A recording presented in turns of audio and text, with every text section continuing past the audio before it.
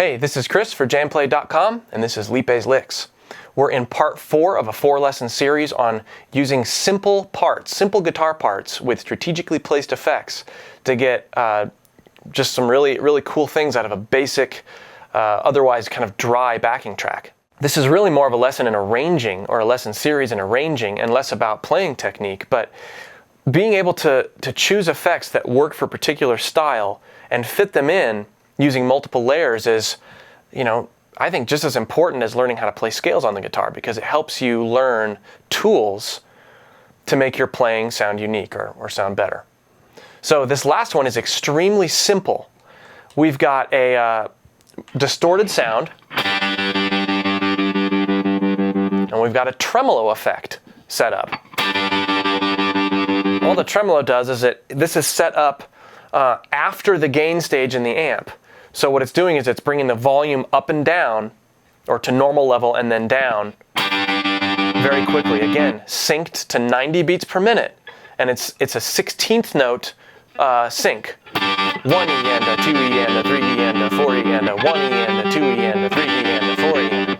But what I'm doing, and you saw me do this at the beginning, I'm only playing it for a very small section, for basically a quarter note's worth.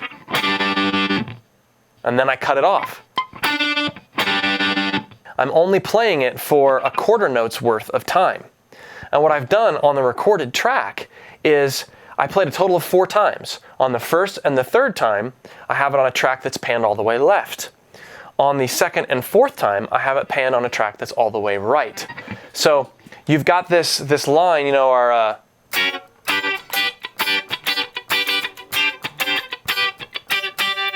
we've got that track that's kind of in the middle with that washy delay thing that's covering a little bit more spectrum. We've got our rhythm thing that's going on. And then this is a layer, this is an effect. And it's so simple. All I'm playing, it's basically a G5 chord. I'm playing a G and the 5th of G, which is D. All right? So now I'm gonna play just the left side.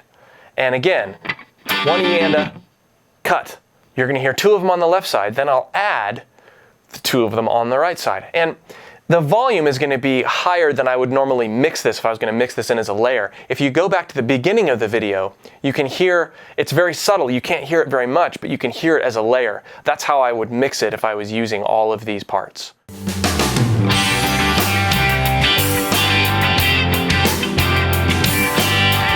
Nothing there? Yep.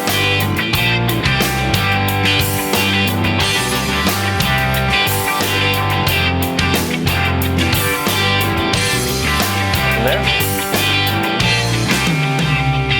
Okay, let's add the other part. Pan to the other side. There's our old part.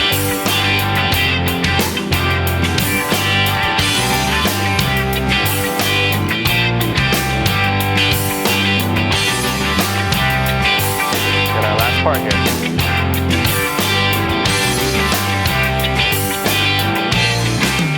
Now, you could very easily play all 4 of those, and then if you're recording, just set an auto pan so that, the first time you play it, you pan it over there, and the second time you play it. But whatever. But doing it this way would allow you to choose a slightly different sound, a different tremolo value, something. So always kind of evaluate whether you want to do a separate track with a slightly different effect just to make it cut a little bit more, or if you want to do it all on one track. So hopefully you've enjoyed this series on taking very simple lines and layering things together to create some interest with effects. Hopefully this gives you some ideas with maybe you have some effects at home and you're just not really quite sure how to use them. The biggest piece of advice I can give you when you're starting to use effects is keep the playing extremely simple and understand what the effect is doing so that you can play with the effect. You can use the effect to get something that you wouldn't normally be able to get out of your guitar. It's not just something you add on to the playing that you already do.